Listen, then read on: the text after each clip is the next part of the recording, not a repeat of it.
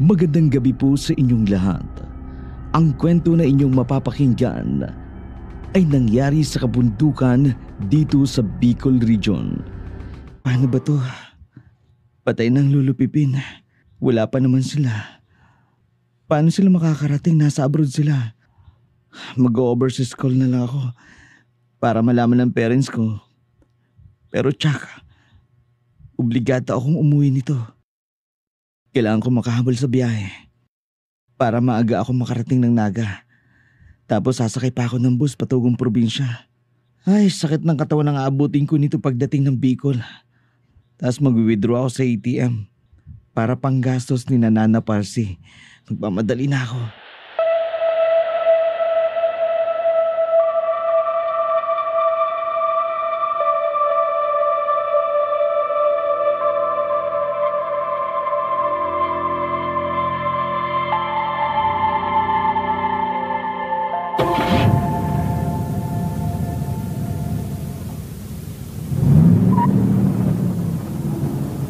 Ay, salamat.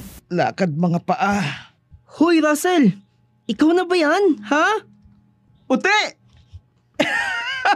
Ikaw nga, Ute, my friend! Oh, kumusta ka? Mabuti. Ikaw, pupunta ka kay Lolo? Oo nga pala. Halika, samahan mo ako maglakad. Bakit ka maglalakad? May tricycle na dito. Halika, sakay ka. Magbabayad ka nga lang sa akin. Kasi wala nang libre ngayon eh. Oo naman. Sa hirap ng buhay ngayon eh. Tara. Bibili muna ako ng soft drinks.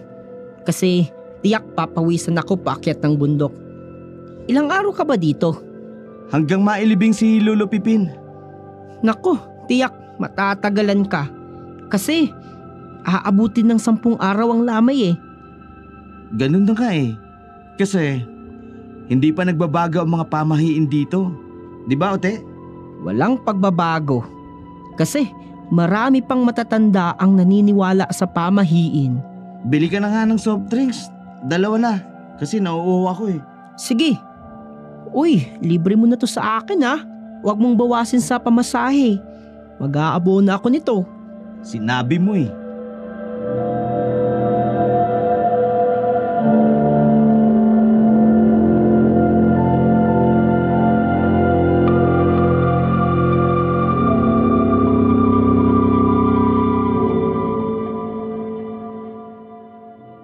Nandito na si Russell.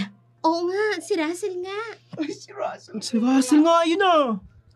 Kumusta po kayong lahat? Mano po? Aling Nene, Tata Ben. Ay, kawaan ka ng Diyos. Ay Russell, bakit ikaw lang? Nasaan ang mga magulang mo? Nasa ibang bansa po sila. Hindi po sila makakarating kaya ako po yung sinugo nila rito. Ano po bang ikinamatay ng Lolo Pipin? Sa maniwala ka't sa hindi, inaswang ang lolo mo. Inaswang? Nana, naniniwala ba kayo sa ganyan? Wala nang aswang ngayon. Meron, apo. Meron. At doon sila naninirahan sa kabilang baryo sa bundok. Ganun po ba? Huminahon po kay Nana. Sandali lang po't magdarasal ako kay Lolo. Heto po pala ang padalang pera ni Mama.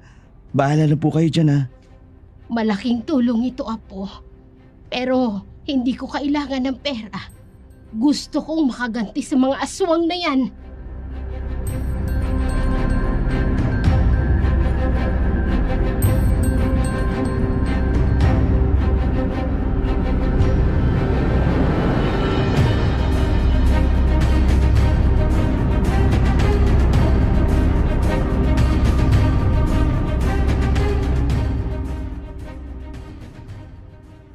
Ote, nasan ba yung mga klase natin noon? Umalis na ang iba dito. Hindi mo ba napapansin? Iilan na lang ang kabahayan dito sa sentro. Ang naiwan na lang dito ay ang mga may malalaking lupain. Katulad ng lolo mo. Tsaka yung mangilan-ngilan na hindi maiwan yung mga malalaking kabuhayan nila dito. Ang iba, nagsipangasawa na at umalis na dito. Ganun ba? Ote, matanong nga kita. Ano yun, Russell? Nasaan na ba yung childhood sweetheart ko rito, si Eden? Naku, tanghali na pala, Russell. Yung ibabayad mo, ibaboundary ko yun ha. Babalik na lang ako mamaya sa unang lamay. Bye-bye. Lokong yun. Hindi na ako sinagot.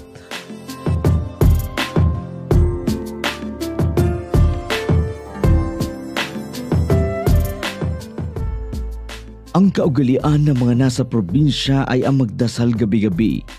Nagtitipon ang mga matatanda ng bayan ng gabing yun. Tahimik ang buong bahay. At halos lahat ng taong nakikilamay, napansin ni Russell ng bawat isa may nakasabit na bawang sa liig. Kaya hindi siya nakatagal. Nagtanong siya kung ano ang nangyayari.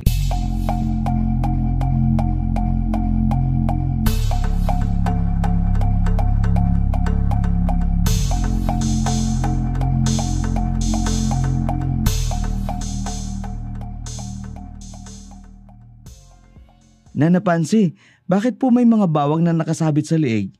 Ang mga naglalamay at nagdarasal. Proteksyon yan, Russell. Alam mo na, matatanda na. Saka pamahiin yan dito. Alam yan ng mga magulang mo noon. Ganun po ba? Kahit yung mga luto dito, lahat yan may sangkap na bawang. Saka hindi ba masarap ang bawang? Asan po ba ilalagay ang walis tingting na ito, Nana? Sa may bintana at sa 2 pintuan. Pero ilagay mo ng patiwarik. Una yung mga tingting, ha? Huwag kang magkakamali. Ay, opo, Nana. Aayusin po namin para hindi makapasok ang aswang. Aswang?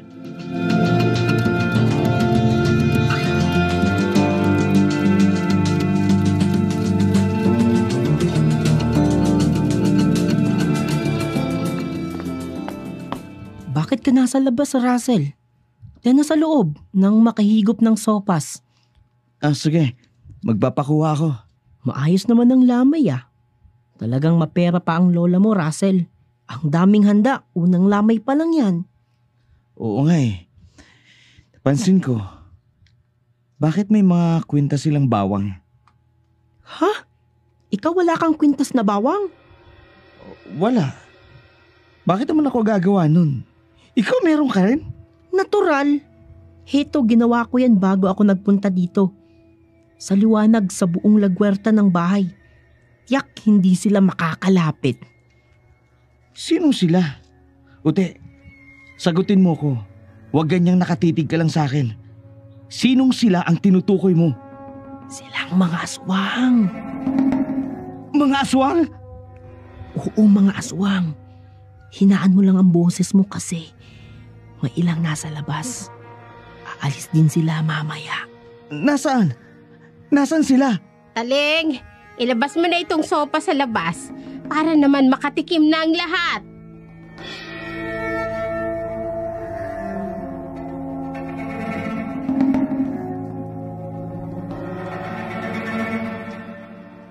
Nagmasid lang si Russell sa nagaganap. Sa una at ika-4 na gabi, totoong tahimik naman. Pero may mga ginagawa ang mga matatandang lulahin niya para daw proteksyon sa mga naglalamay.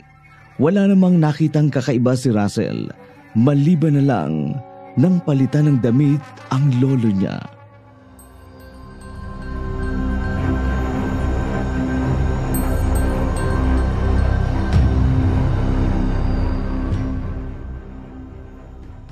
Nana, anong gagawin niya?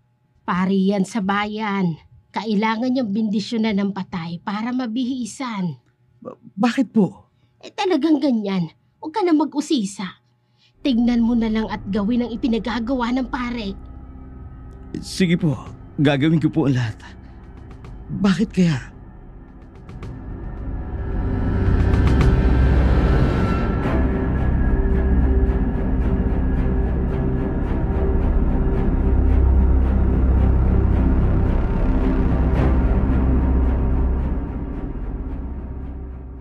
Bakit kailangan magbendisyon ng holy water sa paligid, Nana?